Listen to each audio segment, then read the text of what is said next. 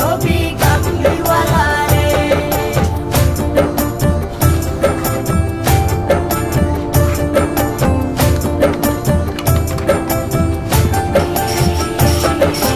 আদি পিতা আদম যখন মুসিবতে পড়ে, মোদের নবী মিলাতে আল্লাহ কবুল করে।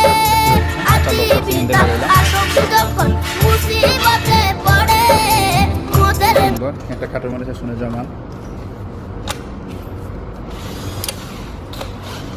ইসলাম দিয়ে যারা কাম করেন বুঝতে পারবেন, খুবই হাই কোয়ালিটির এটা